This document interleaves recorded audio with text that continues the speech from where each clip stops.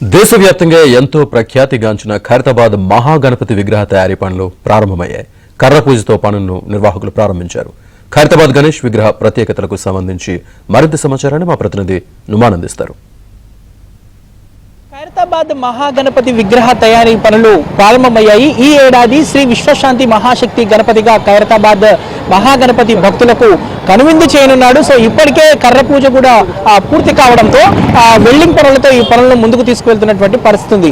ఖైరతాబాద్ గణేష్ ఉత్సవ సమితి నిర్వాహకులు కూడా ఉన్నారు. రాజ్ కుమార్ గారితో మాట్లాడదాము. సో ఈసారి ప్రత్యేకతలు ఎలా ఉండబోతున్నాయి ఏంటి అనేది కూడా వారిని ఒకసారి అడిగి తెలుసుకుందాము. చెప్పండి, ఇప్పటికే కర్ర పూజ పూర్తయింది, వెల్డింగ్ పనులు కూడా ప్రారంభించారు. సో వెల్డింగ్ పనులు అన్ని కూడా ఎప్పటి వరకు పూర్తవుతాయి, ఈసారి ఎలా ఉంటుంది ఏంటి, ఈసారి ప్రత్యేకతలు ఎలా ఉండబోతున్నాయి ఏంటి? చూడండి, మరి ప్రతి సంవత్సరం లాగే ఈ సంవత్సరం కూడా పెద్ద ఎత్తున భగవంతుని సెలబ్రేషన్ జరపడం జరుగుతుంది. నవరాత్రి ఉత్సవాలు మన 1954 స్వర్గీయ శంకరయ్య గారు స్వాతంత్ర సమరయోధులు, ఆయన ఒక అడుగుతో మొదలుపెట్టిన వినాయకుడు ఈ సంవత్సరానికి 71 సంవత్సరాలు సెలబ్రేట్ చేస్తూ ఉన్నాము. మరి గత సంవత్సరం చూస్తే 70 సంవత్సరాలు సప్తముఖ మహాశక్తి వినాయకుని దర్శనమిచ్చాడు. మరి బాలరాముడు, రాహుకేతు, శ్రీనివాస కళ్యాణము, శివపార్వత కళ్యాణము. 71 సంవత్సరంలో ఏంటంటే మొన్ననే ఆపరేషన్ సింధూర్ కూడా జరిగింది. భారతదేశ ప్రజలే కాదు, యావత్ ప్రపంచ దేశ ప్రజలు కూడా హ్యాపీగా ఉండాలి, సుఖశాంతులతో ఉండాలనే ఆలోచనతో ఈ విశ్వశాంతి మహాశక్తి వినాయకుడిని ఏర్పాటు చేయడం జరిగిందనమాట. మరి ఈ వినాయకుని దగ్గర ఏవైతే కోరికలు కోరుకుంటారో పక్క కంప్లీట్ అయితే అనే ఉద్దేశంతో చాలామంది లక్షలాదిగా భక్తులు రావడం జరుగుతుంది. ప్రతి ఒక్కరు తెలిసిన విషయమే. మరి గణేష్ ఉత్సవ కమిటీ అధ్యక్షుడు దానం నాగేందర్ గారు, ఇతర పెద్దలందరూ ఆధ్వర్యంలో ఈ ఉత్సవాలు ఘనంగా జరపడం జరుగుతుందన్నమాట. ఈ సంవత్సరం థీమ్ వచ్చేసి మీరు చూసినట్టయితే విశ్వశాంతి మహాశక్తి వినాయకుడు. మరి మీరు ఒకవైపు మీరు చూసినట్టయితే లక్ష్మీ సమేత హయగ్రీవ స్వామి, మరొక వైపు మీరు చూసినట్టే పురి జగన్నాథ స్వామి, అదేవిధంగా లలితా త్రిపుర సుందరి అమ్మవారు, మళ్ళీ గజ్జల అమ్మవారు. ఈ గజ్జల అమ్మవారు తీసుకునే ముఖ్య ఉద్దేశం ఏంటంటే, మన వినాయకుని ఏదైతే బిల్డింగ్ ఉన్నదో ఆ బిల్డింగ్లో కట్టకంటే ముందు ఈ అమ్మవారి గుడి ఇక్కడ ఉండే అనమాట. సో ఈ అమ్మవారి గుడిని తీసి వేరే ఉన్న పార్కులో పెట్టి ఈ అమ్మవారిని అక్కడ పెట్టడం జరిగిందనమాట. దాంట్లో 70 సంవత్సరాల తర్వాత ఈ అమ్మవారిని మన ఖైరతాబాద్ వినాయకుని దగ్గర తెచ్చి పూజించడం జరుగుతుంది అనమాట. గజ్జలమ్మ అమ్మవారు అనమాట. ఈ వినాయకుని పెట్టే స్థలంలో ఈ అమ్మవారి గుడి ఉంది అనమాట.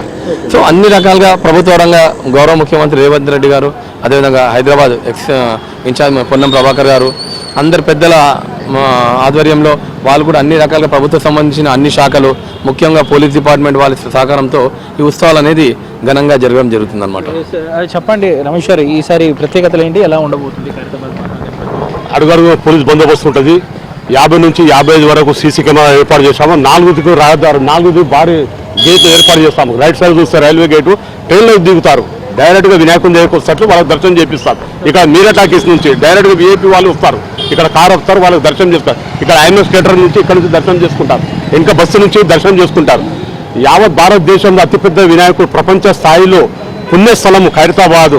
నలుమూలల నుంచి వచ్చి ఇక్కడ దర్శనం చేసుకుని వాళ్ళ పులిహోర కానీ, ప్రసాదం కానీ, వాటర్ కానీ వారికి ఎలాంటి ఇబ్బంది లేకుండా. ఎలా అవుతుంది, ఎంతమంది పనులతో చేస్తున్నారు ఈసారి వర్కర్స్? 150 మంది వర్కర్లు, 150 నుంచి ఒక 10, 20 మంది మరి 5 రాష్ట్రాల నుంచి, ఒరిస్సా, మధ్యప్రదేశ్, మహారాష్ట్ర, మరి ఆంధ్రప్రదేశ్, తెలంగాణ, బీహార్, ఈ రకరకాల స్టేట్ నుంచి తీసుకొచ్చి ఒక్కొక్క స్టేట్ నుంచి ఒక్కొక్క జోగరావు స్పెషలిస్ట్, ఒడిశా నుంచి బంకమట్టి తీసుకురాగలుగుతారు. ఇక్కడ సంచిలో వాళ్ళు బ్యాగులు తీసుకొచ్చి ఇక్కడ వాటర్లో కలిపి మరి బంకమట్టి చేయడం జరుగుతుంది. వరిగడ్డి, వరి పొట్టు, ఉసుకే అన్ని విధాలుగా ఇక్కడ తయారు చేస్తూ వారికి మరి మీద ఉన్నదికే స్థలం ఇచ్చాము మేము. వారు 5 రాష్ట్రాల నుంచి మీద వారు తినడము, పనుకోవడము ఇక్కడనే వారికి ఏర్పాటు చేస్తాము. వారికి ఎలాంటి ఇబ్బంది లేకుండా అన్ని విధాలుగా జాగ్రత్త తీసుకుంటాము. వీడియో జర్నలిస్ట్ శ్యామ్తో నుమాన్, ఆంధ్రజ్యోతి, ఖైరతాబాద్.